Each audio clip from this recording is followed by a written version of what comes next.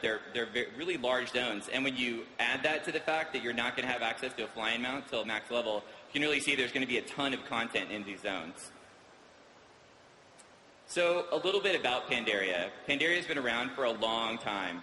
The thing is, it's been shrouded by mist since the Sundering, so no one's really had access to it. The Pandaren have been alone there for all this time. They've been undiscovered.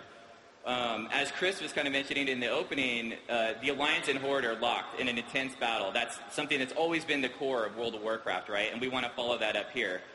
So they're in a naval battle somewhere close, near to the continent, and that's how they end up discovering it. They end up having a naval battle offshore, ships end up getting blown up, and Alliance and Horde end up washing up on the shores of Pandaria.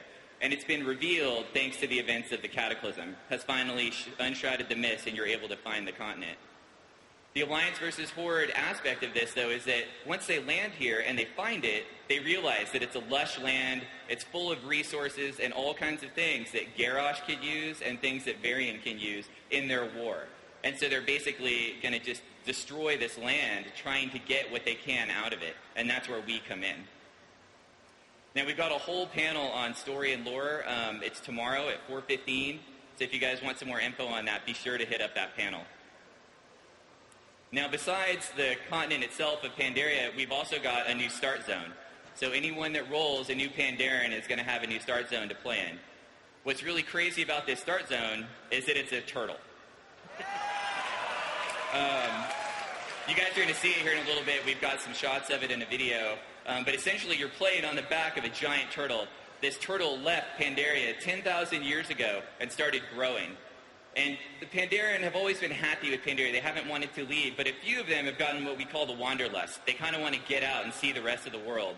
And those Pandaren that want to do that have left on the turtle. And that's essentially where any player Pandaren will start playing from. Now, it's going to be similar to our past start experiences. It's going to be story-focused, simple mechanics, but it's going to really, really draw you into the Pandaren lore, their culture, their history, and find out really what's going on with them as a whole. Super unique. Greg's going to talk about this more in a little bit, but the Pandaren are our first neutral race.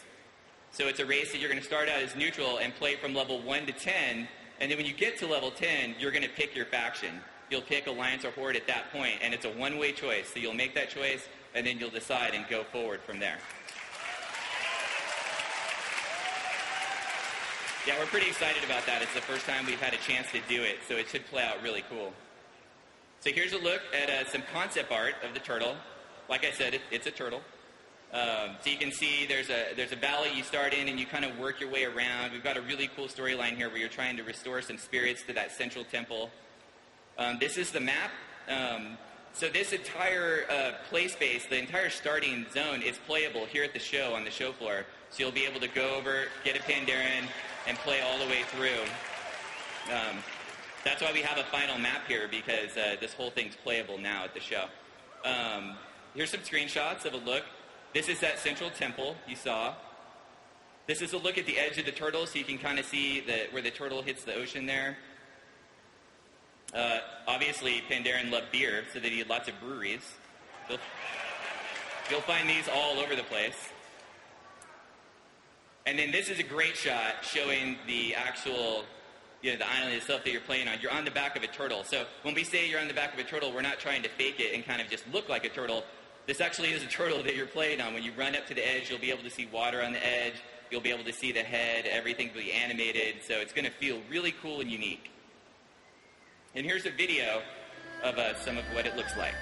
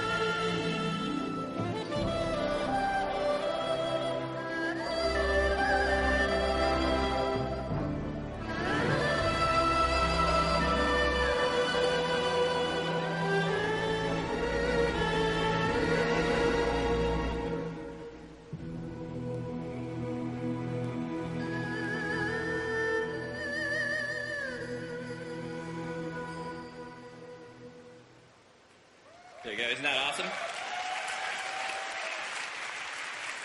I mean, we've been seeing this stuff for a while, and I still think when we log into the game to play it, we're just always blown away by just what they were able to do with this art style specifically for WoW.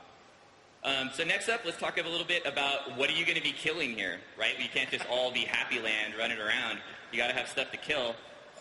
So let's talk about some of the races you're going to run into on Pandaria. First off, we have the Jinyu. The Jinyu is a race of fish-like creatures. They kind of looked at as the wise men on Pandaria. They've been known to take their staff, stick it in the river, and they can hear what the land is saying. It's literally talking to them. You're going to see them across a wide number of zones. They're definitely something that's going to play into your story the whole way through. Here's a concept piece of what they look like. Next up, we've got the Hozu. The Hozu are a monkey-like race. They stand up on their hind legs. They can walk around. They've been known to be really mischievous. They play tons of pranks on the local Pandaren. It's something that's been indigenous to the continent for a long time. And just like the Hozu, they play through in a lot of zones throughout the whole place. You're going to see them in dungeons as well as the zones outside. Here's a look at what they look like. Concept piece. Next up, we've got the Vermin. The Vermin are our take on, we really wanted to do a new kobold. When you look at the kobold, it's the classic creature. Whenever you see them, you always want to take them out. You can fight them in droves. They're not too strong, so you can fight a bunch of them at one time, like a little bit of a nuisance. Here's a look at these guys.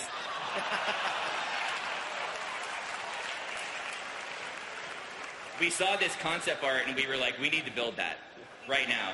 And he needs whatever this crazy knife, fork, weapon thing going on. But the Pandaren have lots of farmland, and these are the kind of guys that they've dug tunnels under the farmland, and they're sucking the vegetables down underneath into their tunnels from below. So that's part of the storyline and the stuff you're going to get with these guys. Now, next up, we have the Mantid. This is one of our killer enemy races. We're going to have whole raids based around the Mantid, dungeons. They really play a big role in the kind of the overarching story. They're an insect race that's been on the island for millennia. They've lived next to the Pandaren this whole time, but they've kind of been separated from the rest of the continent by a giant wall. And as you're going to find out over the story of the expansion, they're starting to go a little crazy, and they're coming through the wall in places, and you're going to have to end up dealing with that. So here's a look at them. Now, different than our other insect races that we've had before, like Silithid, these are sentient creatures. Like, they're going to be able to dress themselves. They have their own houses. They have looks. They're not a hive mind like you would get with the Silithid. They're more of a creature that you can expect to be intelligent and use weapons. So we really wanted to play up a different aspect on them. What language do they speak? Next up, we've got the Mogu. The Mogu are another ancient race. The Mogu were actually the original race on the island of Pandaria. They were the first race before the Pandaren overthrew them over 12,000 years ago and took the island for themselves. And what's happening now is the Mogu want it back. And so that's going to play another big part of this storyline, is you're going to see them in raids, you're going to see them in dungeons. We really wanted to have a lot of villains for players to fight. Like Chris mentioned, we don't necessarily always have to have one big bad guy that's causing all the badness in the expansion. We kind of want to spread it out and have a number of things that players are dealing with. Here's a look at these guys. So you can see they're kind of big and hulking ogre-like rays. And finally, we've got the Shah.